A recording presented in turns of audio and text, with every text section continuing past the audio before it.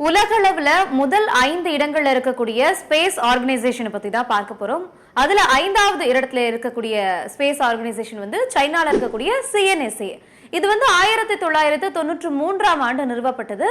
இந்த விண்வெளி துறைக்கு மட்டும் சைனா தரப்புல ஆண்டுக்கு $11 பில்லியன் பட்ஜெட் ஒதுக்கீடு செய்றாங்க. இதனுடைய சிறப்பம்சம் என்ன அப்படின்னு பார்த்தோம்னா சாங்லி லூனார் எக்ஸ்ப்ளோரேஷன் புரோகிராம் அப்படிங்கிற நிலவு ஆராய்ச்சி டிரான்ஸ்லூனார் கார்கோ ஸ்பேஸ் கிராஃப்ட் போன்றவை சீனாவின் வெற்றிகரமான செயல்பாடுகளா இருந்திருக்குது. செவ்வாய் மாதிரிகளை பூமிக்கு கொண்டு வரக்கூடிய திட்டம், விண்வெளி நிலையம் அமைப்பதற்கான முயற்சிகள்ல சீனா தீவிரம் காட்டிட்டு வராங்க. சீனாவில் 4500 செயற்கைக்கோள்கள் சீனா தரப்புல விண்ணில் ஏவப்பட்டிருக்குது. இதுல 412 செயற்கைக்கோள்கள் சீனாவுடைய அந்த CNSA-வால விண்ணுக்கு அனுப்பப்பட்டிருக்குது. 2011ஆம் ஆண்டு டியாங்கோ 1 அப்படிங்கிற விண்வெளி நிலையத்தை விண்வெளிக்கு அனுப்புனாங்க.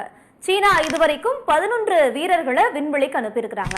2014ஆம் ஆண்டு அனுப்பப்பட்ட சாங்-E3 அப்படிங்கிற தன்னிச்சையான ரோவரை நிலவுல தரையிறக்கி முதன்முறையா ஒரு மென்மையான தரையிறக்கத்தை, அதாவது சாஃப்ட் லேண்டிங்கை வெற்றிகரமா நிகழ்த்தி இருக்கிறாங்க. 2029 இருந்து 30 காலகட்டத்துக்குள்ள விண்வெளியில சிறந்த மைல்கல்லை எட்டுவதற்கான திட்டத்துல சீனா தொடர்ந்து ஈடுபட்டு வராங்க. அடுத்ததா 4வது இருக்கக்கூடியது யூரோப்புடைய ESA. இது 1975ஆம் ஆண்டு நிறுவப்பட்டுச்சு.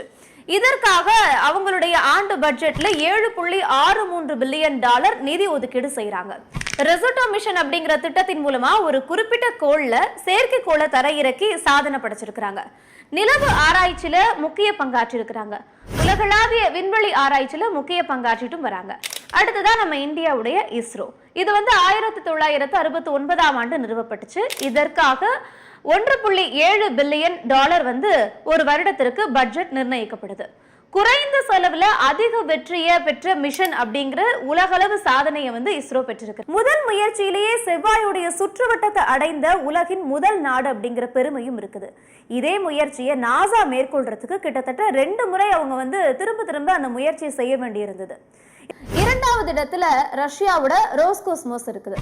1992ஆம் ஆண்டு நிறுவப்பட்ட இந்த ரோஸ்கோஸ்மோஸ்க்கு ஒரு வருஷத்துக்கு $1.92 பில்லியன் பட்ஜெட் ஒதுக்கீடு செய்யப்படுது. முதலாவதா செயற்கைக்கோளான ஸ்புட்னிக் 1 விண்ணில் செலுத்தினாங்க. முதல்ல மனிதனை விண்ணுக்கு அனுப்பும் திட்டமான யூரி கேக்ரான் அப்படிங்கிற திட்டத்துல வெற்றியும் பெற்றாங்க. நிலவுல இருந்து மண் மாதிரிகளை பூமிக்கு கொண்டு வந்த முதல் நாடு அப்படிங்கிற பெருமையும் அவங்களுக்கு இருக்குது. முதல் பெண் விண்வெளியாளரான வேலண்டினா வந்து விண்வெளிக்கு அனுப்பப்பட்டதும் ரஷ்யாவோட ஒரு முக்கிய சாதனைகளா பார்க்கப்படுது.